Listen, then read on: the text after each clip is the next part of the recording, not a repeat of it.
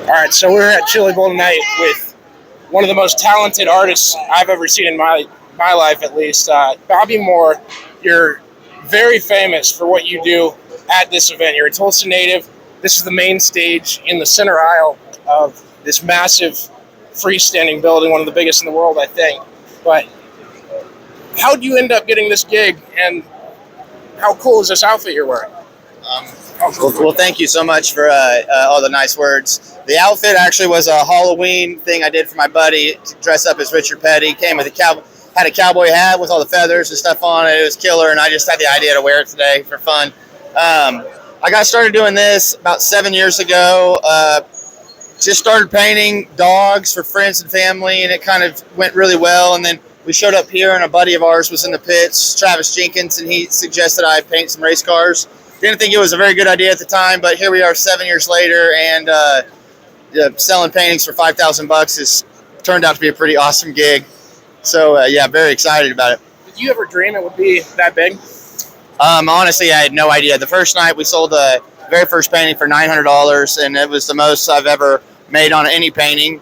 And I had no idea it was going to blow up to this, and I feel like it's only getting bigger and bigger. And I mean, we're selling T-shirts. We got a banner over there with Top Row Rowdies. I get to take a spin in the two-seater here before the B-mains kick off. It's pretty epic. And you were telling me you grew up with a dirt track in your backyard, and you always wanted to be involved in the sport. And one of the craziest things I think about our sport and what goes on is there's spaces in it for a ton of people, whether you're a driver, crew member, or something else unique, which that list is getting longer and longer year in and year out. Yeah, no doubt. So our dad was real big into dirt racing and late models and things like that. And so he had us a dirt track when we were little kids, 2 go-karts. My older brother and I would chop it around in the backyard. It never really came to more than that because our parents split up, got us into baseball and football, a little bit more feasible sports with sharing a household. And but yeah, you're absolutely right. If there's something to be sold, this is the place to sell it because the race community is completely the most generous, grounded community. They're there willing to help move stuff, help out any way they can. And a lot of people are overly supportive with the art. They're buying prints and everything else. But if you're selling corn dogs or T-shirts or prints or anything, and you can get in this building, I highly suggest you do so because people here have got big hearts and they're happy to help out.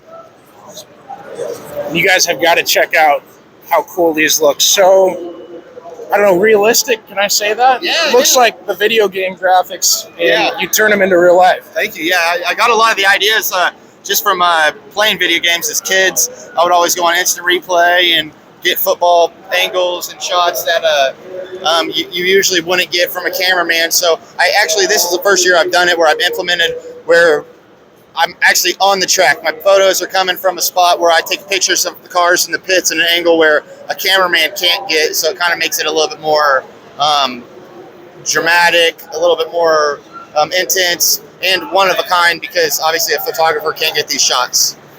For sure. Tell everyone where to watch this race tonight. You can watch this race on Flow, and if you don't have a membership, you need to get one because you're missing out.